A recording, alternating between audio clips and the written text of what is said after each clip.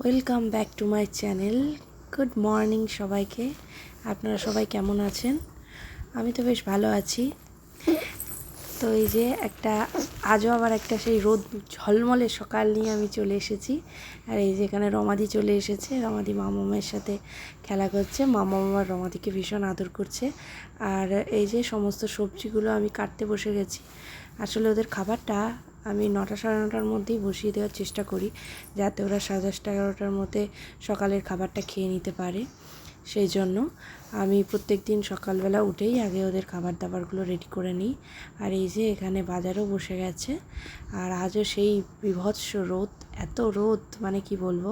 এই বিস্কিটটা খেতে আমার ভীষণ ভালো লাগে, তো আজকে এই বিস্কিটটাই ও নিয়ে এসছে। আর এদিকে মামা খেলা করছে। তোমার ঠান্ডা ও দেখো বলছে খাবো।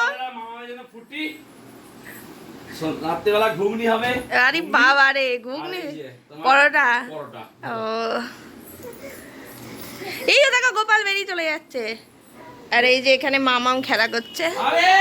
আর মামাম আর গোপালের পাপা চলে এসছে।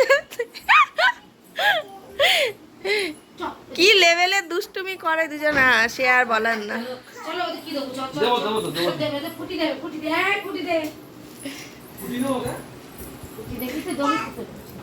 না না এখন দিও না, এখন দিও না, খেয়ে নিক।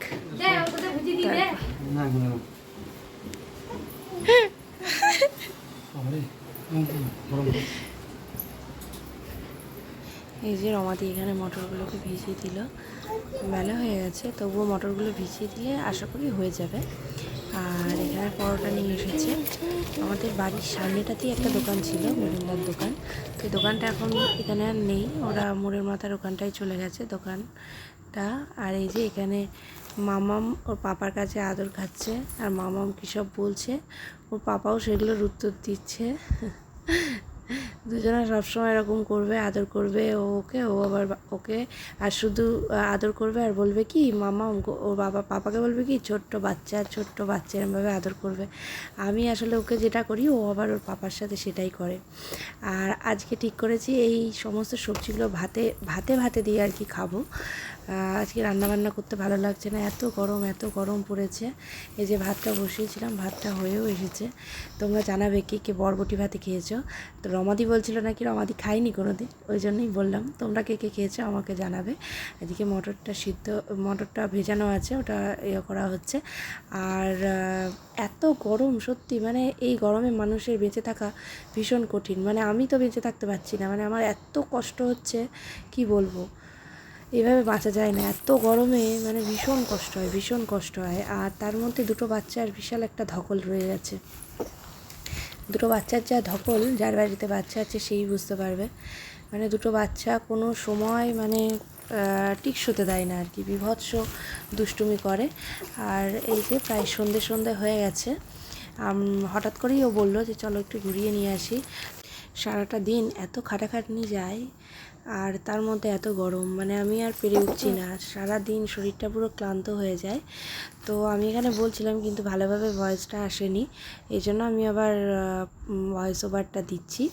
তো এই যে আমি বেরিয়ে পড়েছি রাস্তায়, এই যে নিচ দিয়ে নামছি। মানে বুঝতে পারছেন আমি কীরকম ঘেমেছি, মানে বীভৎস কি বলবো।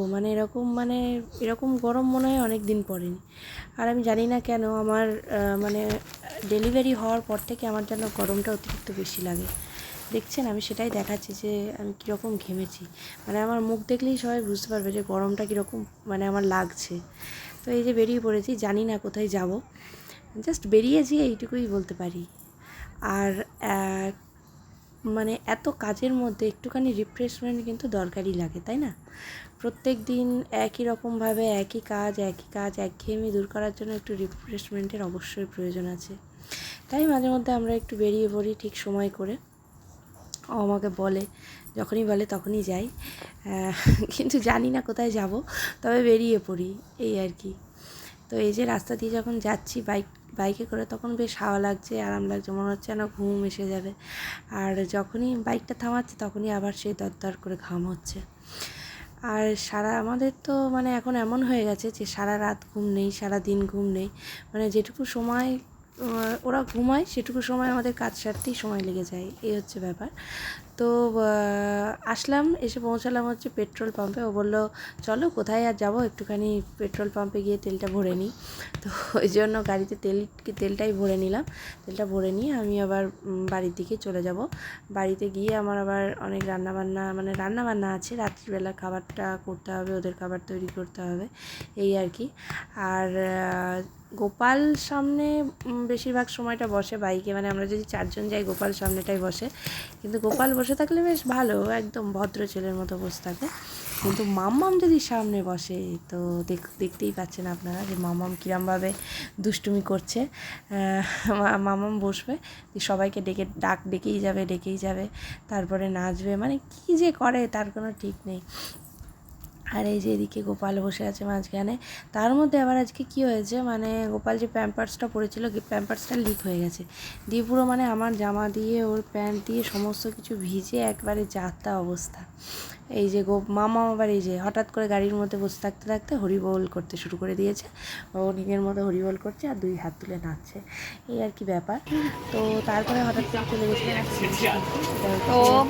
কাঁচের গ্লাস কিনতে হয়েছিলাম। আমার যে গ্লাসগুলো ছিল জানি না হঠাৎ করে মানে 2-3টে একসাথে পটাশ করে ভেঙে গেল।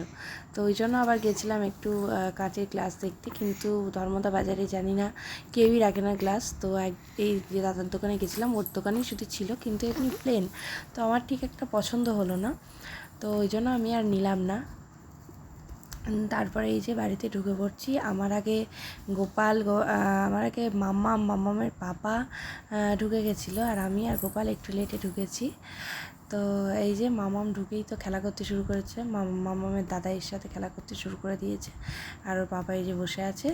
আর গোপালের হাতে একটা কুরকুরে ছিল, তো গোপাল যাতে মামাম ওর হাত থেকে ওটা না নিতে পারে, সেই জন্য ও কী করেছে, ওই পাশের ওই ঘরটায় গিয়ে লুকিয়ে লুকিয়ে খাচ্ছিল।